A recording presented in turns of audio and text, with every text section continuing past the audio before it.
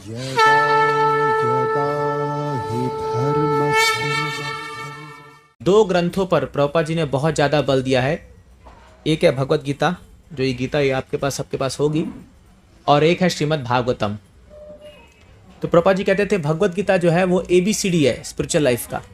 तो यहाँ बहुत लोग गीता से परिचित हो, लेकिन फिर भी भगवत गीता को अच्छे से जानना ये भी बहुत ज़रूरी है।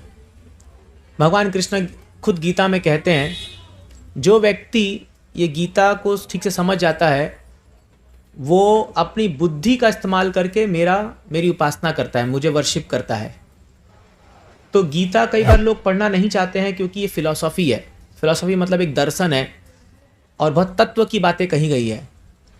लेकिन आप देखोगे गीता केवल तत्व नहीं है, उसमें एक गुरु, एक शिष्य, एक भटका हुआ इंसान और अनेक अनेक भाव भगवान प्रकट करते हैं। लेकिन वो देखने के लिए हमको चक्षु चाहिए, वो ज्ञान चाहिए। तो इसीलिए गीता को अगर हम बार बार पढ़ते रहेंगे तो आप वो एसेंस कैच कर पाएंगे वहाँ से कि क्या भगवान बताना चाह रहे हैं। तो ये हमारा धर्म ग्रंथ है। और भारत में बहुत बड़ी समस्या जो सनातन धर्म के लोगों के साथ हुई है वो यही है कि उनको गीता के बारे में पता नहीं है। अभी बहुत बहुत धन्यवाद है शिला प्रभुपाद जी का कि उन्होंने इतने बड़े स्केल में गीता का प्रचार किया, और इतना जो है इसका प्रचार प्रसार होने के बाद आज लोग एटलीस्ट गीता जानते हैं। नहीं तो पहले भगवद गीता के बारे में हम लोग भी जब बचपन में पढ़ते थे तो कहाँ इतना होता था, मुझे पता ही नहीं चलता कि इतने मात्रा में गीता पढ़ती भी है। आपको पता नहीं होगा लेकिन इस दिसंबर महीने में इस्कॉन ने लगभग 30 लाख गीता बांटी है पूरे वर्ल्ड में, 30 लाख। तो ऐसा हर साल बढ़ते जा रहा है ऐसा। तो 30 लाख लोग तो कम से कम, और एक गीता को ऑन एन एवरेज 5 लोग पढ़ते हैं, ऐसा एक अनुमान है। एक भगवत गीता 5 लोग पढ़ते हैं, तो समझ लिए हर साल कम से कम 1.5 करोड़ लोग तो कम से कम गीता के टच में आते होंगे। तो ये एक बहुत बड़ा क्रांतिकारी चीज़ प्रभुपाद जी ने किया है। तो हालांकि पहले बहुत सारी गीताएं थी, गीता प्रेस गोरखपुर की भी गीता थी, सब है, तो बहुत अच्छी बात है वो। लेकिन जो क्रांतिकारी प्रभुपाद जी ने लाया है इस दुनिया में इस गीता के माध्यम से, वो आप कल्पना भी नहीं कर सकते कि क्या रेवोल्यूशन लाया उन्होंने। तो आज जब क्या है, अगर हम लोग इसको ठीक से पढ़ेंगे और इसका प्रचार करेंगे तो आप देखोगे अन्य लोग भी समझ पाएंगे गीता का महत्व क्या है। तो हम लोग को अच्छे से पढ़ना चाहिए गीता को। इसीलिए आने वाले कुछ दिनों में हम भगवत गीता को अच्छे से पढ़ने का प्रयास करेंगे। मैं आपको बहुत सारे तत्व इसमें से निकाल के बताऊंगा इसके बारे में। तो इसलिए अगर आप रेगुलरली आएंगे तो आप कुछ जान पाएंगे क्या गीता है, इसका जो मर्म क्या है। तो रेगुलरली, इनफैक्ट मैंने पूरा एक सीरीज़ बनाया, हमारे यूट्यूब चैनल पे है, वो 18 चैप्टर पूरा गीता पर हमने पूरा लेक्चर दिया है, पूरा 18 चैप्टर है उस पर। तो आपको कोई भी चैप्टर के बारे में कुछ भी जानना है वो आप वहाँ लेक्चर में सुन सकते हैं। बट स्टिल हम इसके बारे में चर्चा करेंगे और फिर हम भागवतम में जाएंगे। तो अभी होता क्या, जनरली जब लोग भागवत कथा में जाते हैं तो जो कथाकार लोग होते हैं उनको क्या मन में रहता है कि हमें, मैं किसी पर टिप्पणी नहीं करना चाहता हूँ, लेकिन वो चाहते हैं मनोरंजन ज़्यादा हो। तो मनोरंजन करने के लिए वो क्या है, डायरेक्ट भागवतम में घुसते हैं, और वो भी भगवान की गुह्य लीला जो है, रास लीला, ऐसे लीलाओं में सीधा घुसते हैं जा करके। अब एक आम आदमी जिसको भगवान के महानता के बारे में नहीं पता है, और वो जब भगवान के इन अंतरंगा लीलाओं को सुनता है तो उसको डाउट आता है क्या ये भगवान है। अरे जो रात को 12 बजे विवाहित लड़कियों को बुला करके डांस करता है वो भगवान है क्या। अब इससे क्या होता है, जो अन्य जो धर्म के लोग हैं वो आकर के हमारे लोगों को क्या बोलते हैं, देखो तुम्हारा भगवान कैसा है। आप देखोगे अभी ये बहुत सारी मूवी आई, केरला स्टोरी, और ये बहुत सारी चीज़ें आई। तो आप मानो ना मानो, लेकिन कहीं ना कहीं गलती हमारे अंदर भी है कि हमने अपने भगवानों को तरीके से प्रेजेंट ही नहीं किया लोगों को, है ना। तो आप मानेंगे नहीं, अभी मैं बता रहा था एपिसोड में कौन बनेगा करोड़पति में ये प्रश्न चल रहा था, ठीक है। तो एक लड़की सामने बैठी हुई थी, तो प्रश्न क्या आया कि किस भाई ने अपने बहन के विवाह के दिन ही उसका हत्या, कृष्ण लीला में किस भाई ने अपने बहन के विवाह के दिन ही उसका हत्या करने का प्रयास किया। उत्तर पता है आपको ना, कोई है जिसको नहीं पता है, सबको पता है ना। अब सुनिए 4 ऑप्शन क्या थे उसके। तो पहला था शिशुपाल, कंस, दंतवक्र, जरासंध, ऐसे 4 ऑप्शन थे। तो ये लड़की जो है ये कुछ 18-20 साल की हुई होगी और इसका प्रश्न था 6,40,000 का। ये प्रश्न, मैं भी हैरान हो गया, ये प्रश्न 6,40,000 का। तो उसको पूछे, बच्चन जी बैठे थे बगल में, तो वो बोली याद नहीं आ रहा, टाइम बता जा रहा, बोले जल्दी बोलिए, तो बोली 50-50। तो 2 ऑप्शन कट गए, तो बचा कंस और शिशुपाल। ठीक है, अब आप सोचिए हद तो तब हो गई जब ये बोलती है मुझे एक्सपर्ट ओपिनियन चाहिए। अब एक्सपर्ट में कौन बैठा हुआ? 3 लोग बैठे थे, देखा आपने ऊपर? अगर आपने देखा होगा एपिसोड, तो मैं खाली एक बार देखा था। तो उसमें 3 लोग थे, एक आज तक का एडिटर और एक जो है 3 मतलब वरिष्ठ पत्रकार लोग वहां बैठे हुए थे एक्सपर्ट ओपिनियन में, और तीनों ने मिल करके एक ही उत्तर दिया, शिशुपाल। मैं आपको कोई कहानी बना नहीं रहा हूं, मैं आपको बता रहा हूं, आप जाके देख सकते हो एपिसोड में। अब कौन सा एपिसोड था मुझे याद नहीं है। तीनों ने ओपिनियन दिया शिशुपाल, और ये लड़की क्विट कर दी, बोले भैया मेरे को रिस्क नहीं लेना। तो ये हाल है हमारे देश के बच्चों का कि एक दिन आएगा कि जब वो बोलेंगे सीताराम भाई बहन थे। अब इसमें गलती किसकी है?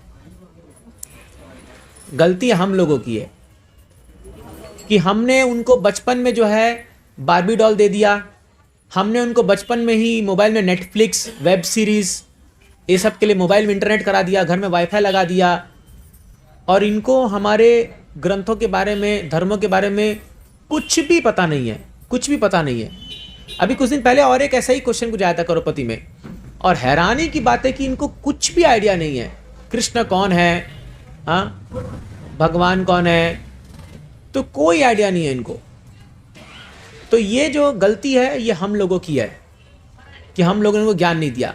तो इसलिए बहुत ज़रूरी है कि आप लोग अपने घरों में बच्चों को एटलीस्ट गीता भागवत में कुछ कहानियाँ सुनाइए।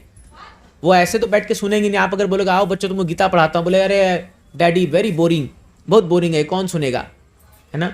बट अगर आप उनको कहानियाँ बना बना करके, या इवन आपको यूट्यूब में वीडियो दिखाना है, तो आप बहुत सारे हमारे इस्कॉन के चिल्ड्रंस प्रोग्राम चलते हैं, उनके वीडियोस बनते हैं, वो सब दिखाइए। लिटिल कृष्णा बना है, वो वीडियो दिखाइए, तो उनको बताइए इसके बारे में। नहीं तो आगे जाके इतनी बड़ी समस्या हो जाएगी कि आप हैरान हो जाएंगे कि कैसे ऐसे हो रहा है बच्चों के साथ। तो पहले उनको बताने से पहले खुद जानना होगा कि क्या है ये। इसीलिए आपको ये सब प्रोग्राम में आना चाहिए। जब आप खुद ज्ञानवान हो जाएंगे तब आप दुनिया को सिखा पाओगे कि ये ऐसा क्यों है। नहीं तो कोई भी व्यक्ति आएगा और आपको मूर्ख बना के चला जाएगा। तुम्हारे भगवान तो देखो, हाँ, शिव जी को देखो क्या करते रहते हैं, गणेश जी को देखो क्या करते थे। वो आके खुल्लम खुल्ला उनका बेइज्जती करेंगे और आप कुछ नहीं बोल पाएंगे। आप कुछ पता ही नहीं है आपको, तो बोलोगे क्या। और वो अगर हमारे सामने कोई आ जाए तो देखो फिर उसकी बात। क्योंकि हम 15 साल पढ़ के बैठे ना भाई। आप कोई पूछे एक प्रश्न तो कैसे उत्तर देना है, क्या करना है, वो आपको सीखना होगा कि क्या है। आप कोई भी चीज़ आप सीखते हो, जैसे मान लीजिए कोई व्यक्ति IAS का प्रिपरेशन करता है तो वो इंटरव्यू के लिए तैयारी करता है ना कि अगर ऐसा प्रश्न आएगा तो ऐसा उत्तर दूंगा। कोई ऐसा इंटरव्यू कोई तैयारी करता है कि अगर कोई धर्म के बारे में कोई पूछेगा तो मैं क्या उत्तर दूंगा। कोई ट्रेनिंग है कहीं पर यहाँ पर, बताओ? कहीं ट्रेनिंग नहीं है ऐसा। क्योंकि धर्म करने लोग क्या सोचते हैं, मेरे को सब पता है। क्योंकि सबके अपने अपने भगवान बन रखे हैं, सबका अपना अपना भगवान है, और सब बोलते हैं जिसको मैं मानता हूँ वही भगवान है, चाहे वो आदमी हो चाहे कोई भी हो। तो इसीलिए क्या है, चमत्कार को नमस्कार जो लोग करते हैं और उसमें सोचते हैं कि हम बहुत बड़े भक्त हो गए। ऐसा नहीं है। जब तक आप शास्त्र को सामने नहीं लाओगे तब तक आप भ्रमित रहोगे। तो शास्त्र को पढ़ना बहुत जरूरी है। हम मन गढ़ंत कोई बात बोल देंगे और अब वो भगवान नहीं बन जाएंगे। तो इस शास्त्र बहुत जरूरी है। इसलिए भगवत गीता एक सबसे प्रामाणिक शास्त्र है। तो स्टार्टिंग यहाँ से करना चाहिए। सब व्यक्ति को गीता पता होना चाहिए कि गीता का ज्ञान क्या है और कैसे उसको करना चाहिए। ठीक है। तो ये गीता में प्रभुपाद जी जब स्टार्ट करते हैं तो पहले इसकी भूमिका में इंट्रोडक्शन में पूरा 40 पेज के बारे में पूरा बताते हैं। लेकिन आज हम इसका पहला श्लोक देखेंगे, केवल पहला श्लोक, और फिर मैं उस ग्रेजुअली आपको गीता के बारे में बताऊंगा। ठीक है। तो अभी आपकी अब गीता नहीं है, अगले क्लास से अगर आपके पास भगवत गीता होगी तो आप प्लीज़ लेके आइए उसको, और हम आप उसमें से कुछ पढ़ाई करेंगे। तो अगर आप चाहो तो अभी मेरे पीछे बोल सकते हो। ये बहुत फेमस श्लोक है, पहला श्लोक गीता का। धर्म क्षेत्रे कुरुक्षेत्रे समवेतायुत्सव मामका पांडवाश्चैव किम अकुर्वत संजय। धृतराष्ट्र उवाच धर्मक्षेत्रे कुरुक्षेत्रे समवेतायुत्सव मामका पांडवाश्चैव किमकुर्वत संजय। और एक बार धृतराष्ट्र उवाच धर्मक्षेत्रे कुरुक्षेत्रे समवेतायुत्सव मामका पांडवाश्चैव किमकुर्वत संजय। बहुत सिंपल है। धृतराष्ट्र उवाच, धृतराष्ट्र ने कहा, उवाच मतलब बोलना। किसने बोला? धृतराष्ट्र ने बोला। क्या बोला? धर्म क्षेत्रे। तो अभी आप बोलोगे कुरुक्षेत्र को धर्म क्षेत्र क्यों कहा गया है? 64 करोड़ लोग मारे गए वहां पर, पता है आपको? 64 करोड़। आज भारत की कितनी संख्या है? 140 करोड़ लगभग। तो मतलब समझना आधी पॉपुलेशन भारत की खत्म हो गई थी उसमें। सोचिए, ये इतिहास है। 64 करोड़ लोग और बोले धर्म क्षेत्र। जहां खून की नदियां बह गई वो धर्म क्षेत्र कैसे हो सकता है? लेकिन देखिए, पहला शब्द गीता का है धर्म क्षेत्र। क्यों? क्योंकि वहां भगवान कृष्ण विराजमान है, इसलिए वो धर्म क्षेत्र हो गया। जहां पर भी कृष्ण मौजूद है वो तीर्थस्थल हो जाता है कि नहीं? अभी आप जाते हो जगन्नाथपुरी, बद्रीनाथ, रामेश्वरम, द्वारका, क्यों जाते हो? ऐसा क्या है उस नगरी में? क्या वहाँ कोई स्पेशल हुआ है क्या? हाँ, ऐसा क्या उसमें स्पेशल? वहाँ कृष्ण विराजमान है। तो जहाँ पर भी भगवान विराजमान हो जाए वो तीर्थस्थल हो जाता है। जैसे मंदिर है, यहाँ भगवान विराजमान है, ये तीर्थस्थल हो गया ये मंदिर, क्योंकि ये भगवान यहाँ विराजमान। इसलिए आप चप्पल खोल के अंदर आते हो, इसको साफ रखते हैं। यहाँ पर कोई मदिरा मांस वास नहीं खाते हैं। क्यों? आपको पता है ये तीर्थस्थल है, ये जो है पवित्र स्थान है। तो इसीलिए ये, और इसका इतिहास भी है। कुरुक्षेत्र जो है, कुरु वंश के जो पूर्वज लोग थे, यहाँ बहुत सारे यज्ञ तपस्या सब किए थे। तो धृतराष्ट्र को पहला ही शब्द उसने कहा धर्म क्षेत्र। क्यों? धृतराष्ट्र को डर लग रहा है।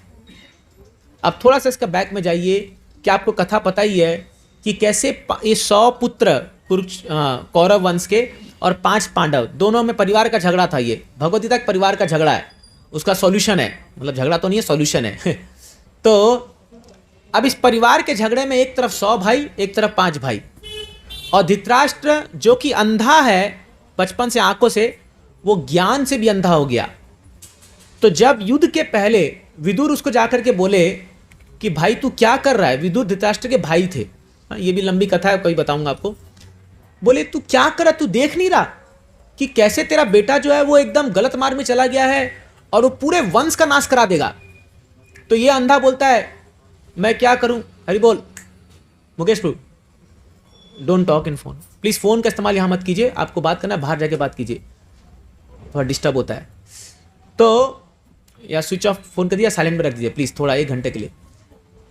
तो ये जो धृतराष्ट्र है, ये जो है ये ब्लाइंड होकर बोलता है देखो होनी को कौन टाल सकता है, जो होना है वो तो होना ही है। तो विदुर बोला अरे मूर्ख आदमी, ये क्या बोलता है? धृतराष्ट्र इसको फिलॉसफी समझाता है कि जिसके भाग्य में जो लिखा है वो तो होना ही है। उस समय विदुरा क्या बोलते हैं? विदुरा बोलते हैं भाग्य किसी के साथ क्या होना है वो डिसाइड नहीं करता, भाग्य तुम क्या चूज करते हो वो डिसाइड करता है। जैसे आपके सामने एक सिचुएशन आई और आपने उस सिचुएशन में क्या चूज किया वो भाग्य डिसाइड करेगा। जैसे मैं कई बार उदाहरण देता हूं। जैसे मान लीजिए एक आदमी है जिसको जो बिजनेस किया और बिजनेस में लॉस हो गया, भाई 50 लाख का घोटाला हो गया या लॉस हो गया, जो भी हो गया। अब इस आदमी में 2 ऑप्शन है। आप देखोगे 2 प्रकार के लोग देखोगे। एक व्यक्ति है जो जा करके सीधा मदिरा में जाके बैठेगा, ये मदिरा बार में जाके बैठेगा और पी के अपने गम को भुलाएगा। इतना पी चढ़ा लेगा वो अपने अंदर कि उसको लगेगा मेरा तो कोई बिजनेस था ही नहीं, मैं तो बड़े आराम से हूँ। आप देखते हो कई गटर में लोग पड़े रहते हैं ना, ऐसे ही वो क्या सोचता है मैं स्वर्ग में पड़ा हूँ। कितना आनंद आ रहा है, जीवन बहुत सुखी है। गटर में पड़ा है वो, लेकिन वो सोचता क्या मैं स्वर्ग में पड़ा हुआ हूं, क्योंकि नशा चढ़ रहा क्या उसको। जब नशा उतरेगा, सुबह को आके 2 लात मारेगा, कुत्ते आके भौंकेंगे उस पर, तब जाके उठ के जाता, अरे मैं कहां हूं। तो एक ये प्रकार का व्यक्ति है। दूसरा क्या है, जब लॉस हुआ वो क्या करेगा, वो शांति से बैठेगा, विचार करेगा क्या गलती हुई, 2-4 लोग से सलाह मशवरा करेगा, भाई क्या प्रॉब्लम हुआ, भगवान से आके प्रार्थना करेगा, भगवान क्यों मेरे साथ ऐसा हुआ, सेल्फ इंट्रोस्पेक्शन करेगा और वापस उठेगा और फिर उस गलती से सीख करके आगे बढ़ेगा। आप अनेकों स्टोरी पढ़ते होंगे, आता होगा, सब यूट्यूब में भी आता है कि कैसे लोग अपनी गलतियों से सीख सीख करके आगे बढ़ते गए, है ना। तो अब ये 2 लोगों ने चूज किया अपने स्थिति में, स्थिति सेम आई दोनों के जीवन में, बट चूज किया उन्होंने हमें क्या करना है। जैसे कोविड आया अभी मान लो, तो कई लोग हैं जो इतना डर गए इससे कि छलांग मार के आत्महत्या कर लिए, कोविड आ गया, अब सब खत्म हो गया, पूरा दुनिया खत्म, मैसेज आने लगा, वर्ल्ड का अंत आ गया, हाँ 2021 अंतिम समय आ गया दुनिया का। पागल टाइप, खुद भी पागल बने, दूसरों को पागल बनाए, क्या क्या नहीं करने लगे वो। अभी आप देखोगे इतना भय था उसका कि ट्रेन में भी लोग जो है वो सैनिटाइजर जो है, आज तक भी मैं देखता हूँ, मैं ट्रैवल करता हूँ ट्रेन में, आज भी सैनिटाइजर मार के सोते जाते हैं, पहले सफाई करते हैं सीट का, मगर इतना भय घुस रखा है।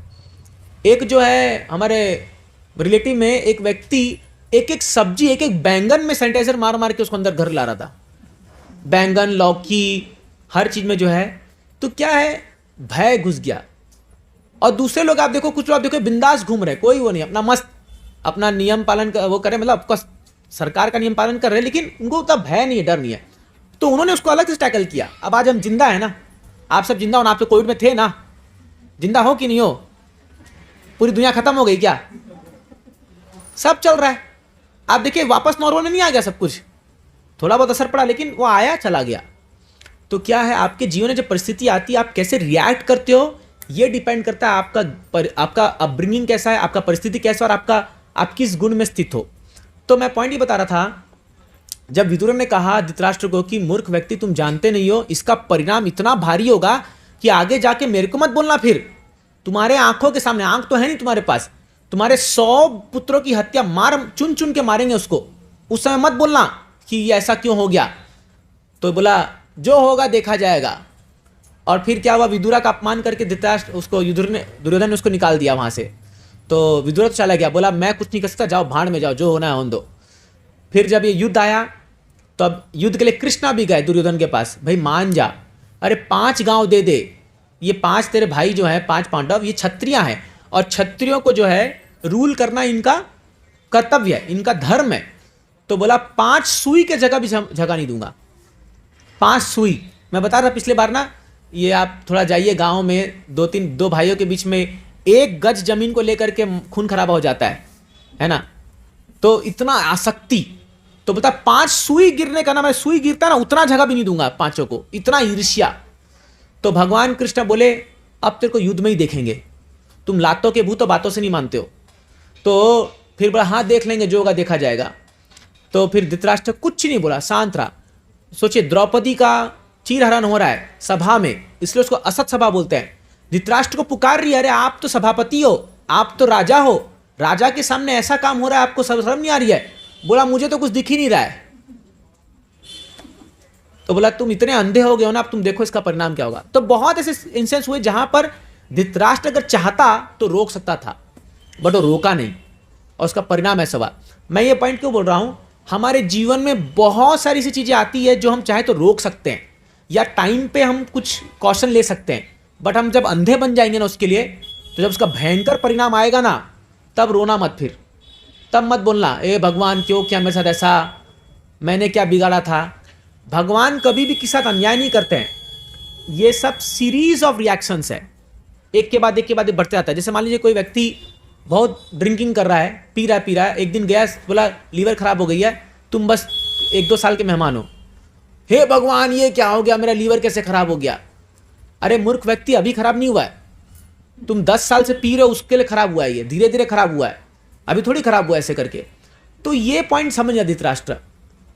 जब युद्ध आ गया, अब युद्ध में क्या हुआ पता है धृतराष्ट्र को, कृष्ण खड़े हैं इनके साथ में, पांडव के साथ में, परिणाम तो बहुत भयंकर होगा। और ये धर्म क्षेत्र है, इसलिए पहला शब्द आया धर्म क्षेत्र, क्योंकि धर्म क्षेत्र है तो धर्म के जो लोग फॉलो करेंगे उनको ये क्षेत्र हेल्प करेगा। और कृष्ण खड़े पांडवों के साइड में, तो इसको डर लगने लग गया। अब क्या हुआ, इसलिए पूछता है, हे संजय बताओ, धर्म क्षेत्र कुरुक्षेत्र समवेता, ये सारे लोग आके खड़े हुए हैं, युत्सव आके खड़े हुए हैं, मामका। अभी देखिए और एक पॉइंट, मामका अपने बेटों को क्या बोलता है, मामका मेरे पुत्र, और पांडवस वो अलग हो गए, जबकि हैं एक ही परिवार के, लेकिन मामका मेरे और पांडवस, हाँ मामका पांडव सेवा की मकुर संजय, क्या किए वो लोग, क्या किए वहां पर संबल के। अरे भाई युद्ध भूमि में हो लोग क्या खेलें, लुड्डू खेलेंगे क्या वहां पर? कोई युद्ध भूमि में आएगा तो लुड्डू चेस खेलेंगे क्या? युद्ध करेंगे ना, सिंपल सा प्रश्न है। लेकिन डर लग रहा है, इसको डर लग रहा है। क्यों डर लग रहा है? क्योंकि जब असत सभा में द्रौपदी का अपमान हुआ था, तब भीम ने उस समय कसम खाई थी कि 100 पुत्रों को अकेला मारूंगा। 100 पुत्र जो है ना, कौरव लोग जो 100 थे, उसको मैं मारूंगा। और उसका बोला था, दुशासन का बोला कि वो क्या हुआ, जब द्रौपदी का चीरहरण हो रहा था तो दुर्योधन अपने जांग को ऐसे से मारा था कि द्रौपदी को मेरे जांग में लाके बैठाओ। तो भीम ने कसम खाया था कि इस जांग को शरीर से उखाड़ के फेंक दूंगा और दुशासन का रक्त पान करूंगा। ये सब उसने कसम खाया था कि दुशासन का जो है रक्त बहा करके द्रौपदी, जब तक तुम्हारे बाल को उसके खून से नहीं सना दूंगा तब तक मैं तुम्हारा पति नहीं हूं, मतलब मैं शांत नहीं बैठूंगा। तो अब ये सब तो सुना था धृतराष्ट्र, अब इसका दिल धड़कन तेज हो रहा है। ये बोला अरे बाप रे, अब तो आएगा सब एक एक चीज कर करके, और वही हो रहा था। तो आप सोचिए पूरे 18 दिन के युद्ध में संजय धृतराष्ट्र, अभी आप गीता में कुछ पढ़ दो, लेकिन संजय बहुत कुछ बता रहा था धृतराष्ट्र को। संजय बताता धृतराष्ट्र आज तेरे 5 बेटों खत्म हो गए नाम के साथ। हाँ ये अब पूरे 100 नाम तो याद नहीं है मुझे, तो 5 बेटे तेरे खत्म हो गए। और कैसे मारा भीम ने उसको भी बता रहा था वो। सोचो क्या पीड़ा हो रही थी उस बाप को। हाँ कुछ कर नहीं सकता। हाँ जैसे मान लो अगर कोई पिताजी यहाँ बैठे हैं और युद्ध चल रहा है, कोई कारगिल युद्ध या कुछ चल रहा है और खबर आ रही है वहाँ से, कोई सोल्जर किसी का बेटा होगा, आप सोचो क्या लगता होगा। कभी भी खबर आ सकती गया, सोचो क्या बीतता होगा। अपन कितने शांति से यहाँ बैठे हैं, बट उन लोग का सोचिए जो लोग युद्ध करते हैं उन गलियानों पर और वहाँ पर जो लोग वॉर में रहते हैं, कभी भी घर में खबर आ सकता है कि आपका बेटा गया। अभी हम लोग न्यूज़ खोलते तो आया ना 2 जवान मरे गए, ये सीआरपीएफ का ये हो गया, अपने कोई फर्क नहीं पड़ता क्या हो रहा है, मेरा थोड़ी जा रहा है। लेकिन जिनके घर के लोग गए उनको तो फर्क पड़ता है ना। तो आप सोचिए कितना पेन। तो मैं आपको कल्पना करके बता रहा हूँ, वही चीज़ धृतराष्ट्र हो रहा था। 100 के 100 बेटे 18 दिन में खत्म किए गए, मारे गए उसको। उसका कारण कौन? ये खुद रोका नहीं उसको। तो फिर क्या हुआ, जब धृतराष्ट्र ये सब सुनने लगा तब उसको शायद रिग्रेट आने लगा, अरे लेकिन अब पछता है, होत क्या जब चिड़िया चुग गई खेत, समय पार हो चुका है। और कृष्ण जो है वो एक एक करके जो है सारे लोगों को खत्म किए जा रहे हैं, खत्म कर रहे हैं। अब इसमें एक अहम पात्र है जिसके बारे में आज कुछ बोलना चाहता था मैं, वो है भीष्मदेव। कि कल से मकर संक्रांति शुरू हो रही है और कल से जो है उत्तरायण शुरू हो जाएगा, ठीक है। तो ये जो भीष्मदेव है ये एक बड़े ही रोमांचक पात्र है यहाँ पर इस पूरे महाभारत में। अब अगर आप भागवतम पढ़ोगे तो भीष्मदेव जो है वो 12 महाजन में से एक है। 12 महाजन मतलब क्या? महान जन।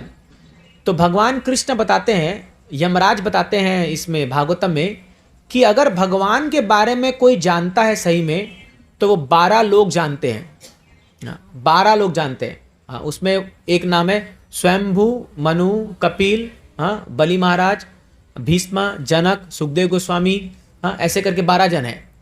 तो ये 12 महाजन से एक है भीष्म। अब भीष्म लड़ किसके साइड से रहा था?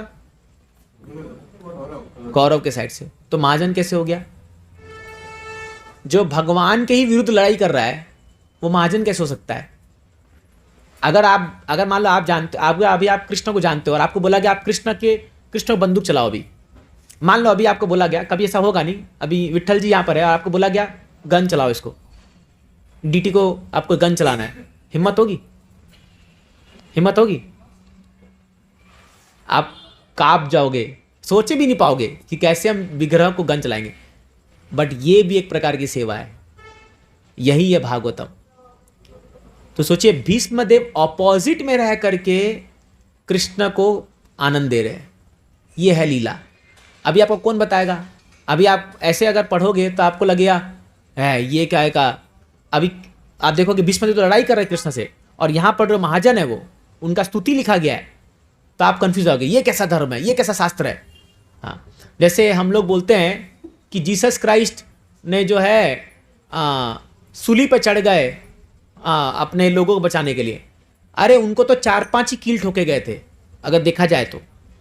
आप भीष्म देव को देखिए, पूरा शरीर को छल्ली छल्ली कर दिया था, है कि नहीं है। 9 दिन तक पड़े रहे उस सैया पर, 9 दिन तक। किसके लिए? ज्ञान देने के लिए दुनिया को। कोई याद करता है भीष्म देव को? अभी कुछ क्रिश्चियन लोग अगर आके आपको बोलेंगे कि देखो जीसस ने हमारे लटक गए, अच्छी बात है, हम सम्मान करते हैं। प्रभुपाद जी ने कहा जीसस हमारे गुरु के समान है, उन्होंने हमको अच्छा शिक्षा दिया, हम सम्मान करते हैं।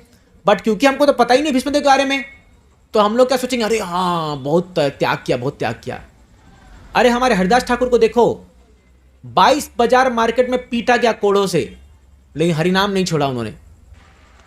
तो अगर आपको पता ही नहीं होगा इस सब के बारे में, तो आप वहाँ चुपचाप बैठे रह जाओगे, और आप फिर आप बाकी लोग को गुणगान करोगे, अरे हाँ बहुत बड़े लोग आए, बोले। अरे आपको पता ही नहीं अपने बारे में। भीष्म पितामह 9 दिन तक आप सोचिए सैया पे लेटे रहे, और एक एक शरीर का अंश अंश में तीर घुसा हुआ है, खून लहू लोहान है शरीर पूरा। और सोचो आप वहाँ पर कुछ नहीं है, खाली एक पानी थोड़ा सा वो पीने का उनको व्यवस्था हो रही है, और पड़े हुए कभी बगल में हाथ कट के आके गिर रहा है, कभी सिर कट के गिर रहा है पूरा। आप सोचिए, अगर पता नहीं आप कभी मॉर्टोरी गए कि नहीं गए, जहाँ पर शरीरों को रखा जाता है, मृत शरीरों को, हाँ वहाँ जाओगे ना तो एक तो आप डर जाओगे, और ऊपर से इतना स्मेल आएगा ना कि वहाँ 5 मिनट बिताना मुश्किल हो जाता है। तो सोचिए भीष्म पितामह 9 दिन तक ऐसे पड़े रहे, और शरीरों का खून सारों तरफ है, मांस सड़ रहा होगा 9 दिन में, बट वो पड़े रहे। और उस स्थिति पर उन्होंने दिव्य ज्ञान दिया, जो भागवतम में भी मेंशन्ड है। और कृष्ण स्वयं गए और 5 पांडव को लेके गए और उन्हें ज्ञान दिया। क्यों? क्योंकि भीष्म देव ने ऐसा काम किया है जो अन्य लोग नहीं कर सकते हैं। इसको कहते हैं भक्ति। भक्ति कभी भी कोई स्थिति पर निर्भर नहीं करती है कि अगर आपको फेवरेबल कंडीशन मिलेगा तो ही आप भक्ति करोगे। हमारे शास्त्र में अनेक उदाहरण है। प्रहलाद महाराज, जिसका बाप ही उसका सबसे बड़ा दुश्मन हो, हाँ कभी जहर दे रहा है, कभी सांप के फेंकवा दे रहा है, कभी हाथी से कुचलवा रहा है, कभी पहाड़ से फेंक रहा है, तो जिसका बाप ही उसके खिलाफ हो फिर भी शुद्ध भक्ति करके दिखा रहे हैं प्रहलाद महाराज। हाँ, आप रिसेंटली मीराबाई के बारे में सुने होंगे, ससुराल वाले जहर पिला रहे हैं, जहर का प्याला दे रहे, पियो, देखते कितनी भक्ति तुम्हारे अंदर। तो आप सोचो, हमारे शास्त्रों में ऐसे से उदाहरण हैं जो ने एडवर्स कंडीशन में भक्ति करके दिखाई है भगवान की।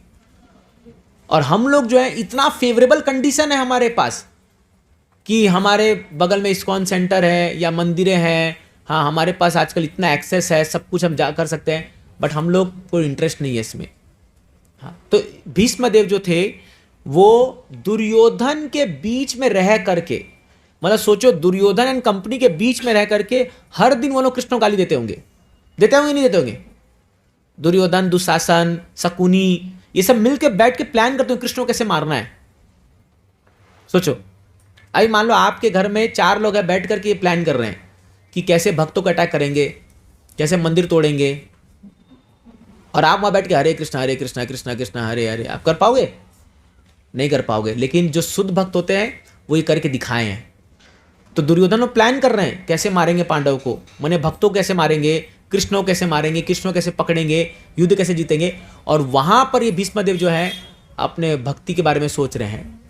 तो क्या हुआ, ये भीष्मदेव जब युद्ध में उतरे, और इन्हीं को देख करके तो अर्जुन का ये हाल हुआ। भीष्मदेव को देखते ही तो अर्जुन अपना शरीर पूरा ये अपना गांडीवा जो धनुष छोड़ दिया, बोला कि मेरे से युद्ध नहीं होगा, क्योंकि मैं इनके गोद में खेला हूं, कैसे मारूं इनको तीर, इनके गोद में खेला हूं मैं। तो फिर भीष्मदेव क्या हुआ, जब युद्ध करने लगे तो दुर्योधन ने देखा कि भीष्मदेव युद्ध तो कर रहे हैं, भीष्मदेव के पास इतनी शक्ति थी कि बोलते हैं अगर 1 लाख अर्जुन एक साथ खड़े हो जाए, 1 लाख अर्जुन, तो भी हरा नहीं पाते भीष्मदेव को। 1 लाख अर्जुन, मैंने सोचा आप क्या पॉइंट, कितना ताकत होगा उनके अंदर, इतनी ताकत है उनके अंदर।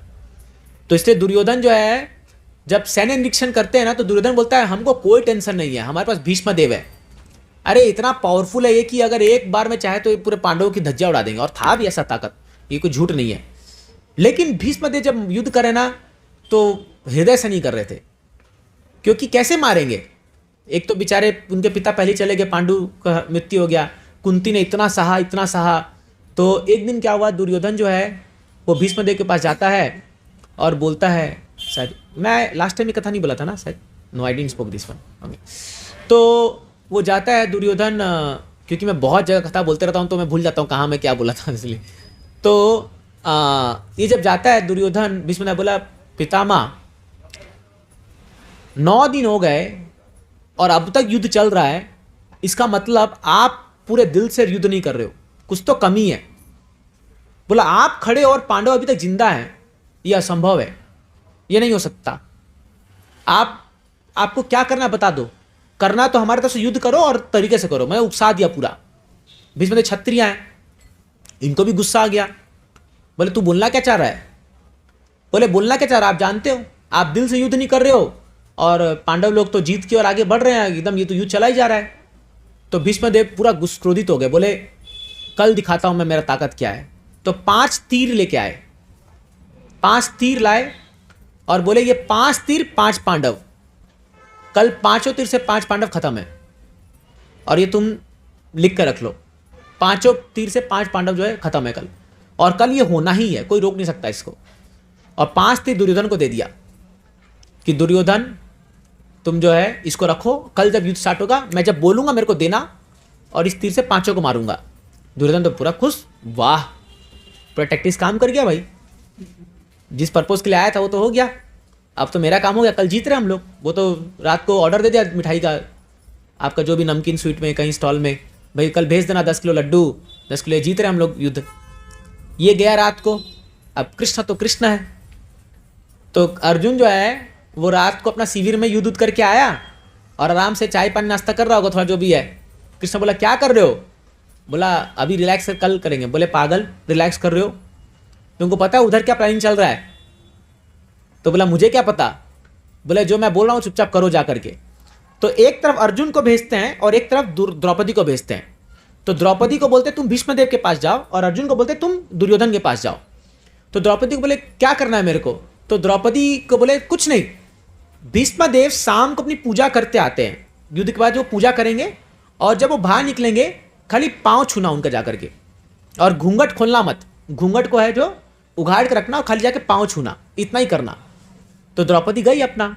अब होता क्या था, इसी टाइम में ठीक दुर्योधन की पत्नी भी आती थी पांव छूने के लिए हर दिन, ऐसा भीष्मदेव का।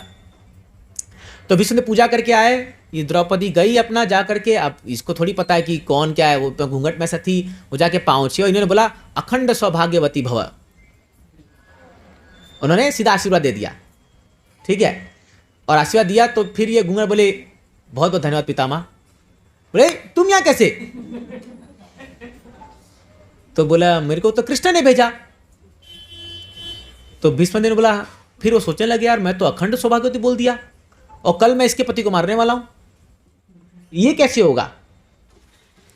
तो ये बोले तो मुश्किल है अब कर लिए, लेकिन फिर भी बोले कोई बात, देखा जाएगा, जो होगा देखा जाएगा। अब इधर दुर्योधन के पास गए अर्जुन।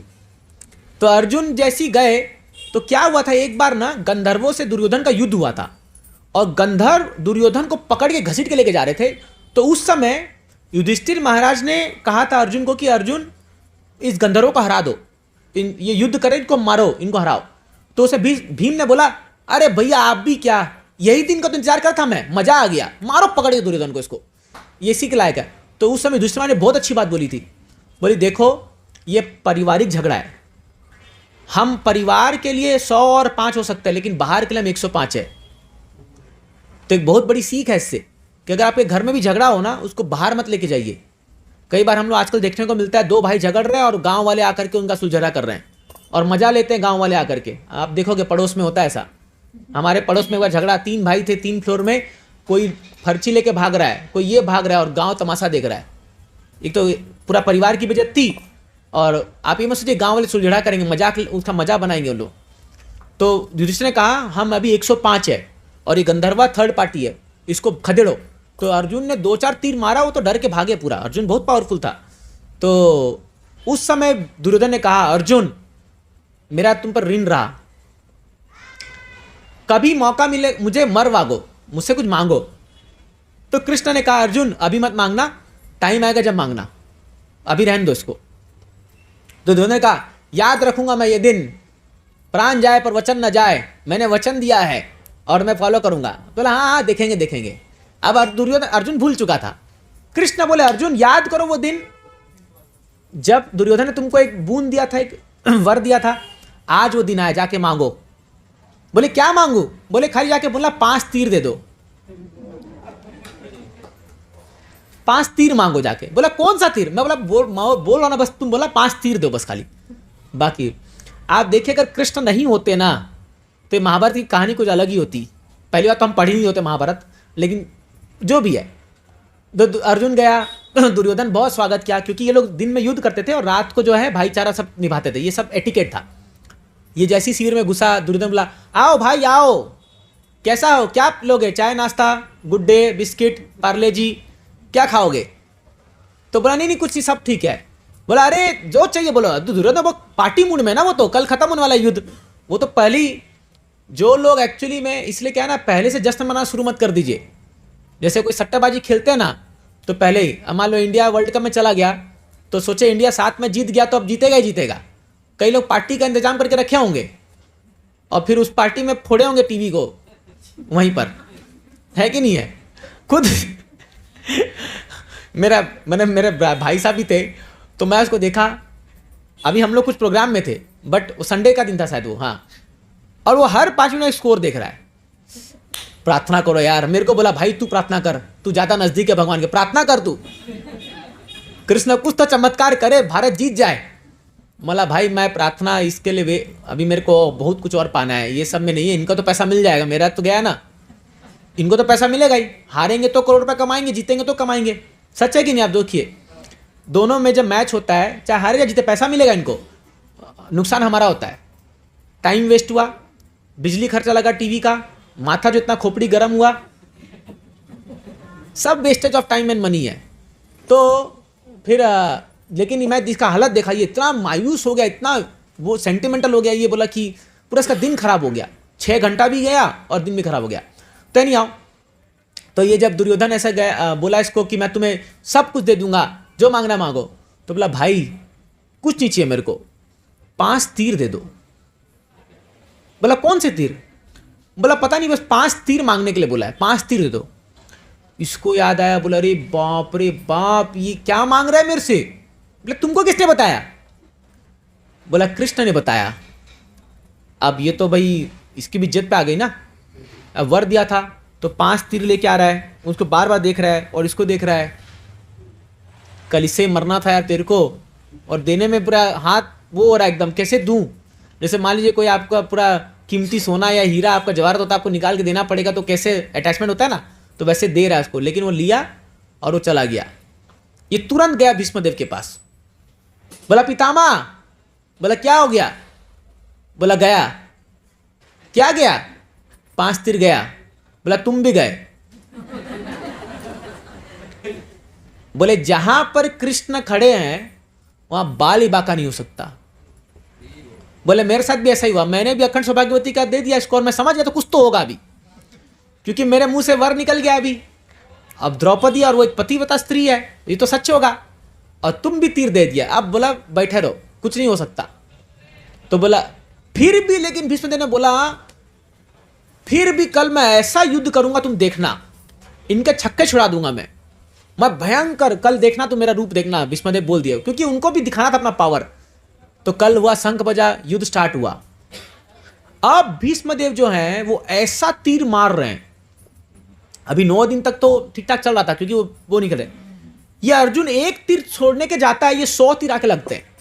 हाँ, उनका पूरा ध्वजा उड़ गया, इनफैक्ट अर्जुन का हेलमेट उड़ गया, एक और तो और कृष्ण का हेलमेट उड़ गया। कृष्ण बोले यार क्या हो गया इसको, आज ये क्या खा क्या है, कौन सा स्टीरॉयड विटामिन खा लिया भैया, भयंकर युद्ध कर रहा है इतना, आज तक तो ऐसा दिखा नहीं इसका।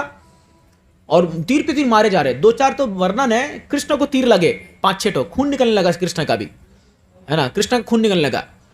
लेकिन जब भगवान ने देखा कि भाई ये अर्जुन तो है, अब तो भाई समय जा रहा है, बिगड़ रहा है मामला, तब कृष्ण ने एक समय आया और वो पकड़े थे ऐसा घोड़ा का जो लगाम और छोड़े, बोले तेरी तो कुछ बोल नहीं रहा, मतलब क्या समझ रखा है, मेरे को मजाक बना रखा है यहाँ पर, उत्तरे सीधा।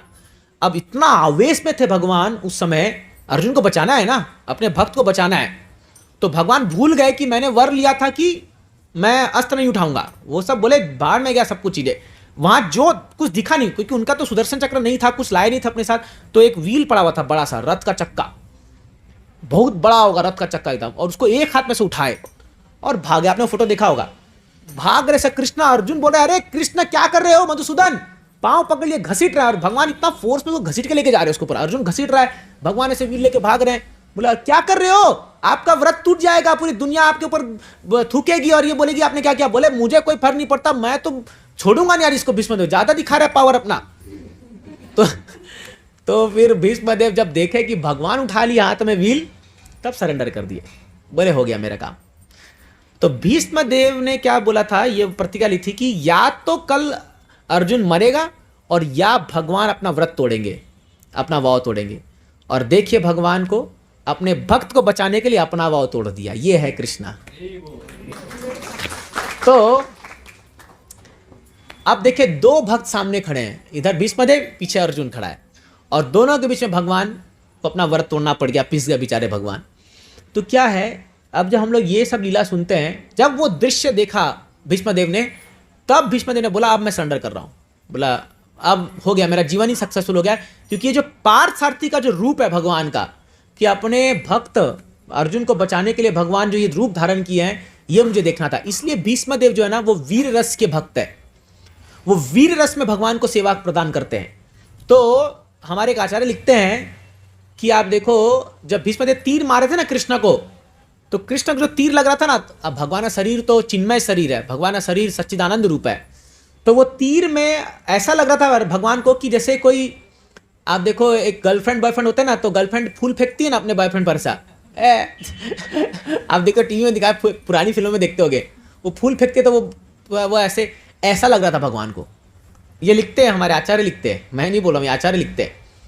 तो उस समय कोई क्योंकि प्रेम का संबंध है, तो प्रेम में उतना दर्द नहीं होता। जैसे मान लीजिए एक माँ अपने बच्चे को खिला रही है, तो आप देखो कई बार बच्चा माँ को ही बुटकी मार देता है या चिमटी काट देता है, आप देखते हो ना, नोच लेता है। आप देखो छोटा बच्चा कभी पिताजी को नोच लेता है, तो क्या पिताजी उसको मारते हैं थप्पड़? पिताजी को लगता है ये तो प्रेम का है, चलेगा, सह लूंगा। ऐसी भगवान भी है, तो भगवान में तो वही भाव था।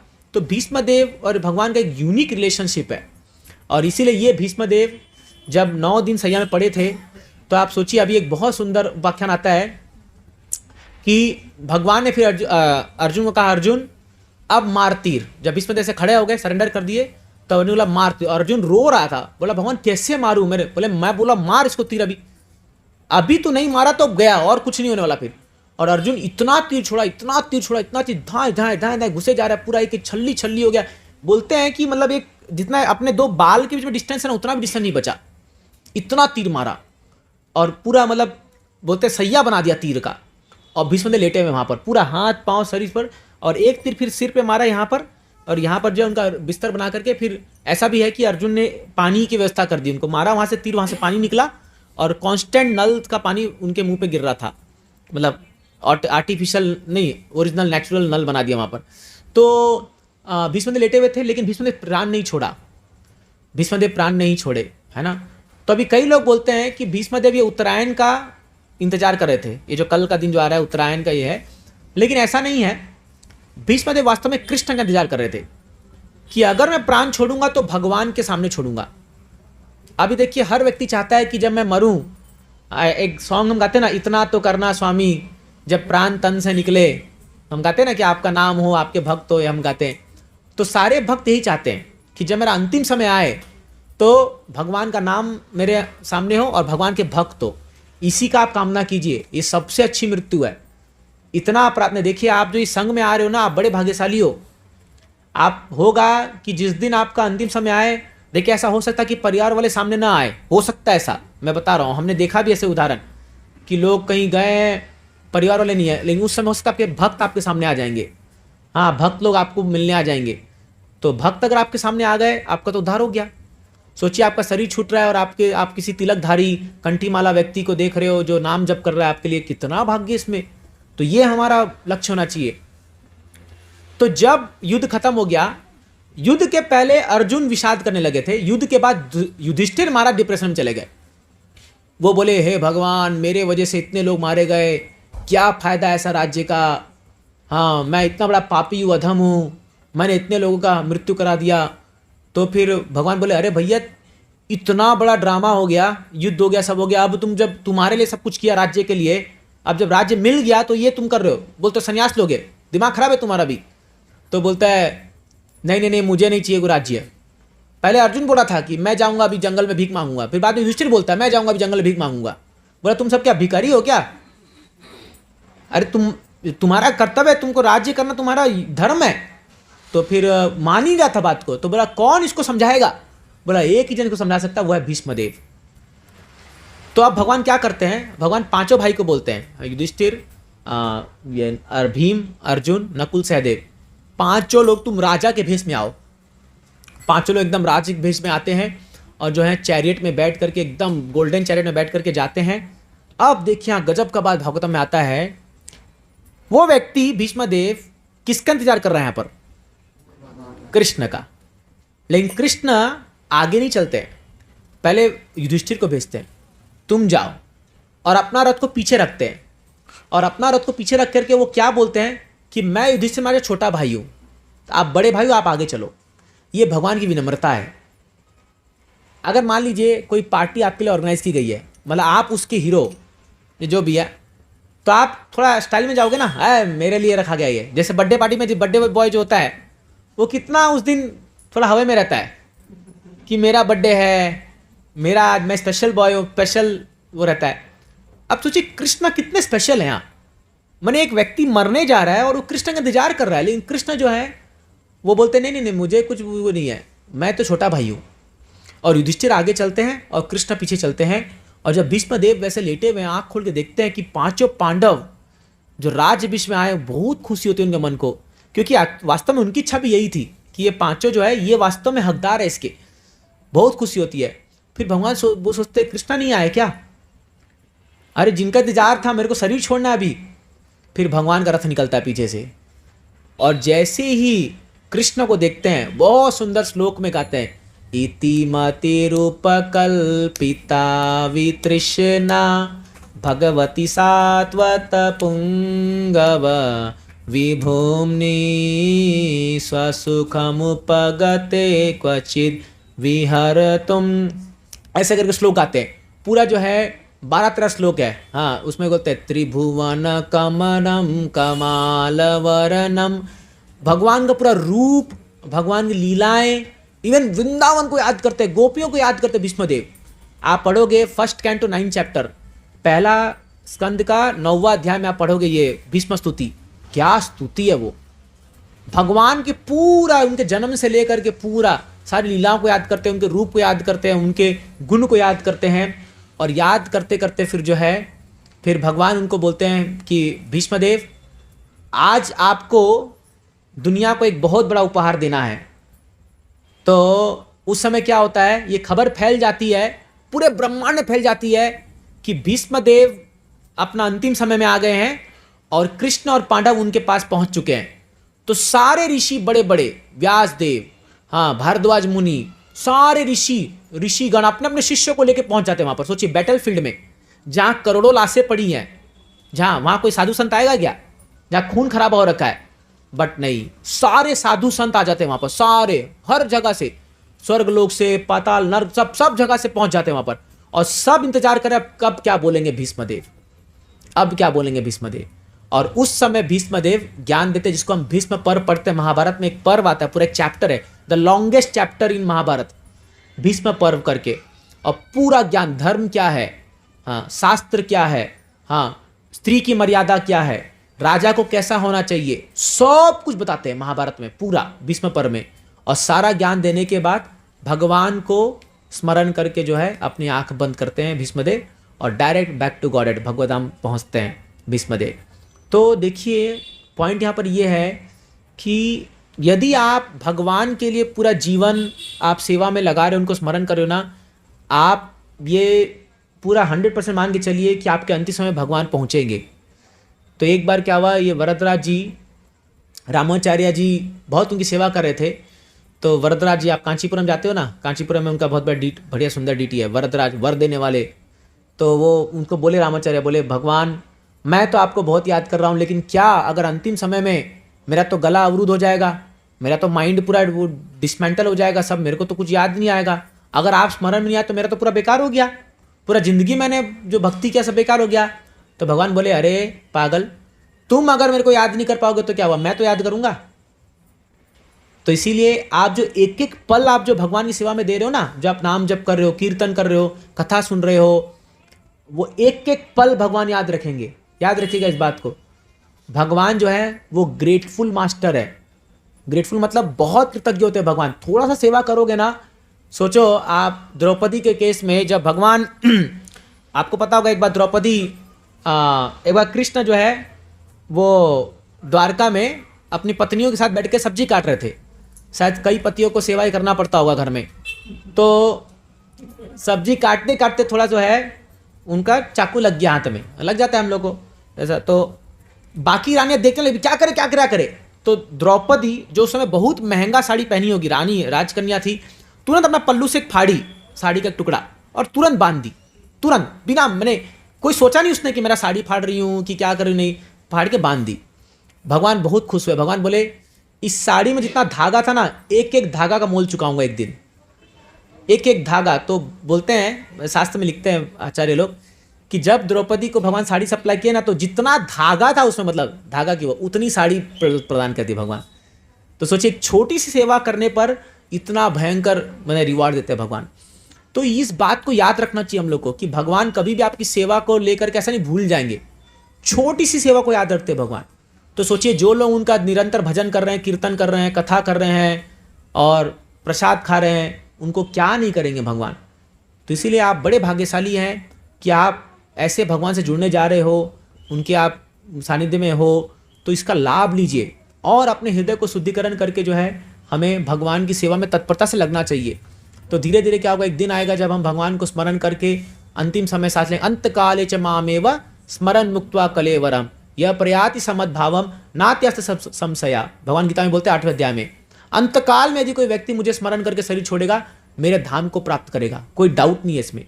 यही हमारा गोल है कि इस शरीर में जितना हो सके परिवार का सब कुछ कर करके अंत काल में भगवान स्मरण करके जाना है, back to God it, no more coming to this world. दोबारा आने का प्रयोजन मत कीजिए। ये संसार दुखालय है, ये भी आपको बताऊंगा आगे जाके कितना दुखालय है संसार। तो एक बार हो गया बहुत हो गया, तो बार बार नहीं आना है यहाँ पर अभी हायर जाना है ना। तो इसीलिए ये है गीता का सारांश, मैंने आपको बताया ये भक्ति। हम अब गीता से एक श्लोक लेकर के आगे पढ़ेंगे और गहराई में जाएंगे भक्ति के। तो आप सबसे मेरा निवेदन है जुड़े रहिए, आप रेगुलरली आइए प्रोग्राम में। तो क्या होगा, आप पूरी कड़ी फॉलो करेंगे ना, तो आपको सब कुछ समझ में आएगा सिस्टमैटिक। लेकिन अगर आप आ जाए फिर 1 महीना बाद आ रहे हैं, फिर 2 महीना बाद आ रहे हैं, फिर 3 महीना बाद आ रहे हैं, तो आप भूल जाओगे, आप कड़ी नहीं। तो एक सीक्वेंस फॉलो करेंगे हम लोग, तो उस पर आप पढ़ते जाओगे, आपको बहुत सब कुछ समझ में धीरे धीरे आते जाएगा। तो हम ये आशा रखते हैं कि हम सब साथ में चलेंगे। तो ये जीवन का एक, ये प्रभुपाद जी एक नाव लेके जा रहे हैं भगवत धाम की ओर, सब बैठ जाइए उस नाव में। इस्कॉन वही नाव है, प्रभुपाद जी उसके कैप्टन है और हमको खाली बैठना है, बस बैठे रहो उसमें। तो जैसे आप कथा में खाली बैठे रहोगे, अपने आप कीर्तन भी हो जाएगा, प्रसाद भी मिल जाएगा आपको। तो बस बैठे रहिए उस नाव में। तो यही हम आशा करते हैं। Thank you so much. Hare Krishna.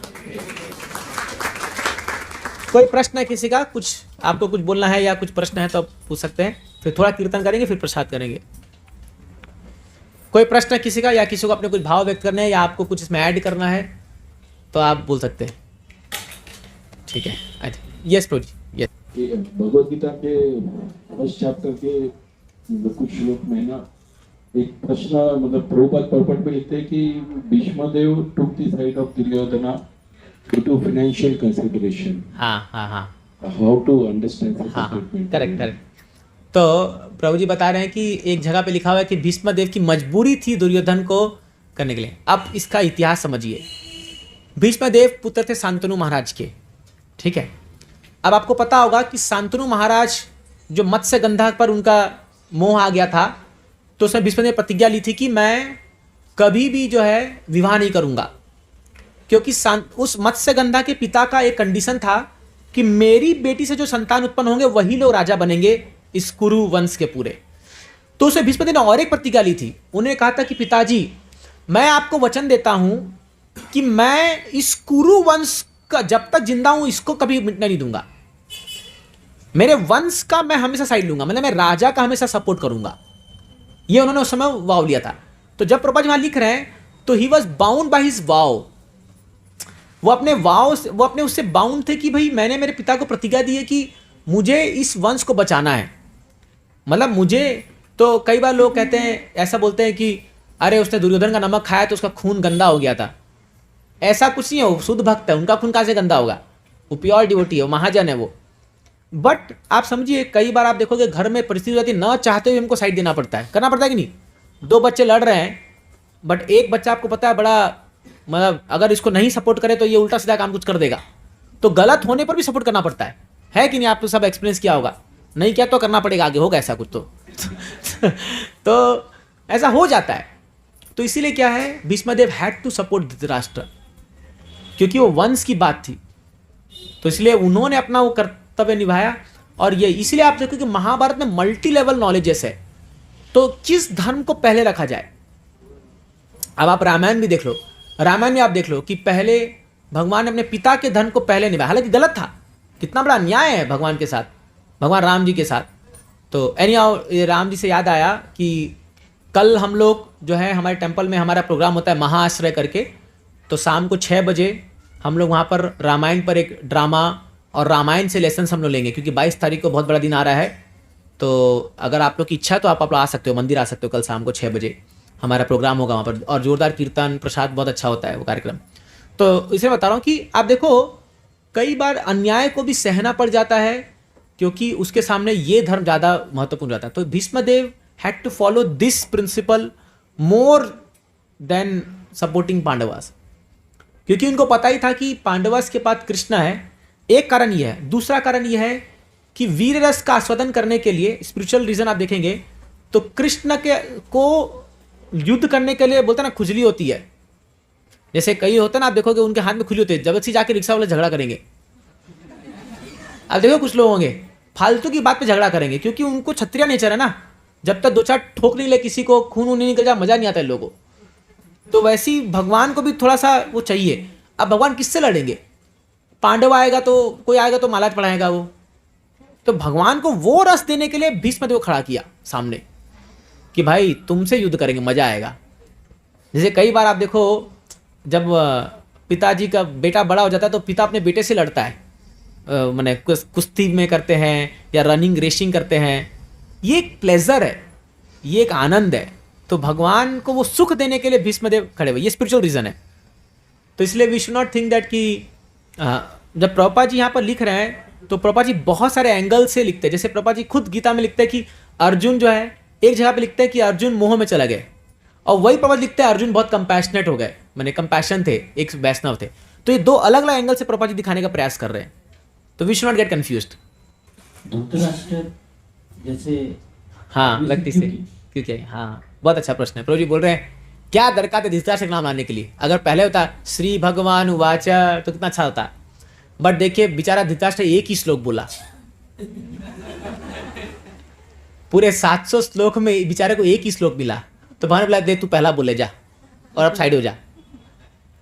तो क्या है, देखिए एक बात आप देखोगे, भगवान नज़र में कोई बुरा भला नहीं होता, भगवान सबको किरदार बनाते हैं।